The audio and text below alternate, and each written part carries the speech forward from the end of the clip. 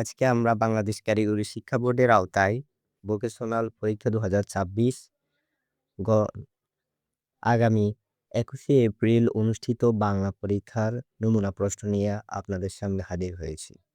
আপনাদের পূর্ণমান থাকবে ৬০ এবং আপনাদের ৩ ঘন্টা থাকবে সময় পরীক্ষাটি দেওয়ার জন্য। এখানে আমরা প্রথমেই যে প্রশ্নটি রেখেছি, লেফাদরস্তি শব্দের অর্থ কী? শিক্ষা ও মনুষ্যত্ব প্রবন্ধে মূল্যবোধের সৃষ্টি বলতে কী বোঝানো হয়েছে? উদ্দীপকে রফিক সাহেবের মানসিকতা শিক্ষা ও মনুষ্যত্ব প্রবন্ধের কোন দিকটির অভাব রয়েছে? শফিক সাহেবের জীবনবোধের শিক্ষা ও মনুষ্যত্ব প্রবন্ধের মূল সুর। উক্তিটির যথার্থ নিরূপণ করো। ২ নম্বর প্রশ্নে আমরা যেটা রেখেছি, আজকাল লক্ষ্মী কোথায় বাঁধা পড়েছে? অপুর সরষের তেল আনা রাজি না হওয়ার কারণ কি? এখানে অপু সরষের তেল আনতে রাজি না হওয়ার কারণ কি?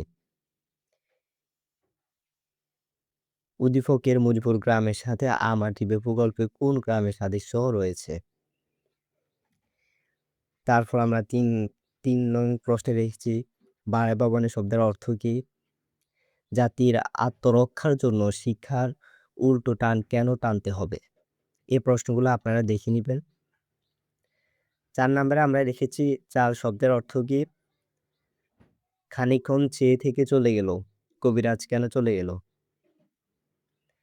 তারপর ৫ নাম্বারে এগুলা আমরা কবিতাংশ থেকে খ বিভাগে আমরা রেখেছি। সনেটের শতকে কি থাকে? স্নেহের তৃষ্ণা বলতে কবি কি বুঝাতে চেয়েছেন? আড়ং শব্দের অর্থ কি? ছেলে ঘুমায় না, মা শুধু বকুনি দেয়। মা কেন বকুনি দেয়? ৭ নম্বরে আমরা রেখেছি, স্বাধীনতা আসবে বলে কার কপাল ভেঙেছে? ছাত্রাবাদ বস্তি উজাড় হলো কেন, বুঝিয়ে বলো। ৮ নম্বরে আমরা রেখেছি, এখানে ক নাম্বারে রেখেছি, কি চাই হয়ে গেছে পৃথিবীর এই সব গল্প বেঁচে রবে চিরকাল বলতে কবি কি বুঝিয়েছে? ঘ বিভাগে আমরা রেখেছি, নীলগঞ্জের কার বাড়িতে ট্রানজিস্টর আছে? মেজর এজাজ কোন বাঙালিকে বিশ্বাস করে না কেন? কোন বাঙালিকে বিশ্বাস করে না কেন? এগুলো আপনারা দেখে নিবেন। গ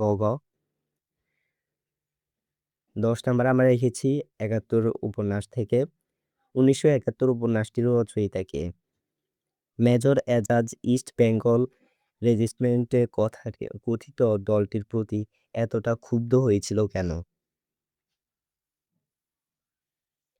তারপর বড় ঘ বিভাগে এখানে আমরা ব্যাকরণ অংশ আমরা রেখেছি, শব্দ কি? অর্থ গঠন অনুসারে শব্দের শ্রেণীবিভাগ উদাহরণ সহকারে লেখো। খ নাম্বারে আমরা রেখেছি, বাক্য বলতে কি বোঝায়? একটি সার্থক বাক্যের কি কি গুণ ও বৈশিষ্ট্য থাকা দরকার, উদাহরণ সহকারে লেখো। সমাপিকা ও অসমাপিকা ক্রিয়ার মধ্যে পার্থক্য উদাহরণ সহকারে আলোচনা করো। বিশেষ্য পদ কাকে বলে? বিশেষ্য পদ কত প্রকার, উদাহরণ সহকারে লেখো। কারক কারক ও বিভক্তি নির্ণয় করো। এখানে এগুলো আপনারা কারক বিভক্তি নির্ণয় করবেন। এখানে আমরা ১২ নম্বরে রেখেছি, পত্র দাও, আবেদনপত্র এবং দরখাস্ত। একটি পত্র এবং আবেদনপত্র লিখবেন।